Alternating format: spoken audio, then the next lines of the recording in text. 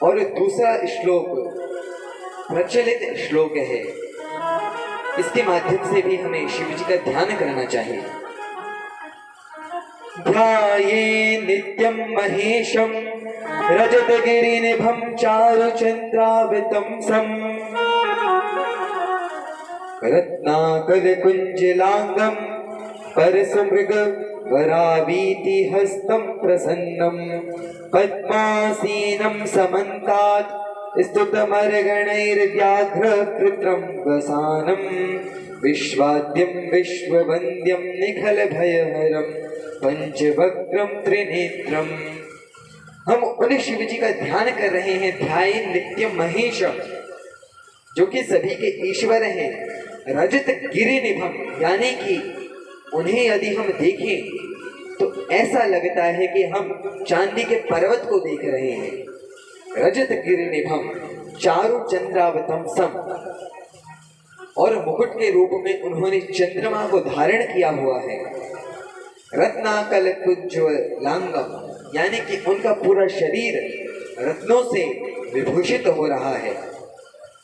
परसु मृग वरावीति हस्तम प्रसन्नम, वे सदा ही प्रसन्न रहते हैं। और पद्मासीनम समन्तात स्तुत मरगणेर, जितने भी देवी देवता हैं वे उनकी स्तुति कर रहे हैं। व्याघ्र कृतम वसानम, और बाघ का जो चमड़ा है व्याघ्र वसान वह पहनते हैं, यानी कि वे वस्त्र रूप में जो व्याघ्र है उसका चर्म धारण करते हैं। विश्वाद्यम विश्ववंद्यम, जगत में सबसे पहले से हैं, विश्व के आदि हैं, विश्व के भी पहले से हैं। विश्ववंद्यम, पूरे जगत के द्वारा वंदित हैं। निखिल भयहरम, सबके भय हरने वाले हैं। पंचवक्त्रम, उनके 5 मुख हैं। और त्रिनेत्रम, उनके 3 नेत्र हैं। इस रूप में शिव जी का ध्यान करना चाहिए। उसके बाद सबसे पहले गुरु का स्मरण, फिर ध्यान, उसके बाद मंत्र जाप।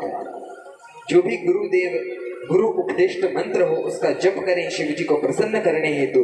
फिर शतरुद्री का पाठ करें, अक्षत पुष्प सहित प्रार्थना करें कि मैं तो योग्य नहीं हूं प्रभु, परंतु आप मेरा कल्याण करने में सक्षम हैं, आप मेरा कल्याण करें। उसके बाद दंडवत प्रणाम किया जाए। पुरुषों के लिए दंडवत प्रणाम कहा जाता है, साष्टांग दंडवत। अब शहरों में तो टाइल्स लग गए हैं, यदि डंडे के समान दंडवत प्रणाम करेंगे तो सर हाथ पांव टूट जाएंगे। परंतु गाय के गोबर में इतनी क्षमता होती है कि वह हमें झेल ले, हमें न लगे। इसीलिए शास्त्रों में दंडवत प्रणाम के विषय में बताया है कि हमें प्रणाम दंडवत करना चाहिए, डंडे के समान लेट करके। साष्टांग, जो हमारे 8 अंग हैं उनका स्पर्श हो। और माताओं के लिए पंचांग प्रणाम बताया गया है, यानी कि घुटने, सिर और हाथ के बल झुक करके वे प्रणाम। उसके बाद प्रणाम करने के बाद गलेरव करना चाहिए शिव जी के सामने। ये गलेरव क्या होता है?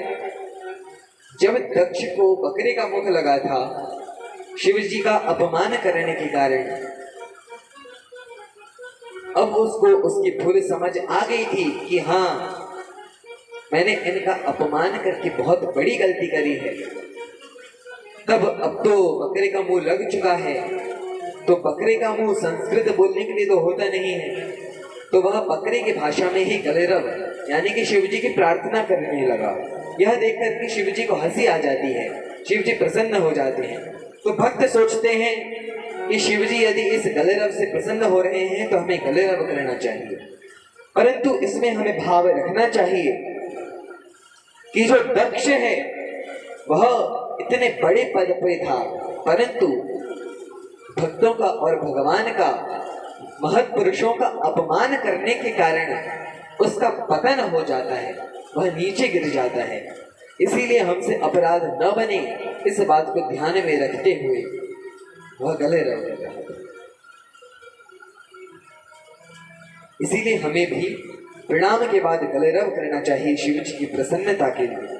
उसके बाद जैसे कि प्रारंभ में हमने गुरु का स्मरण किया था, अंत में भी गुरु स्मरण करना है। उसके बाद शिवलिंग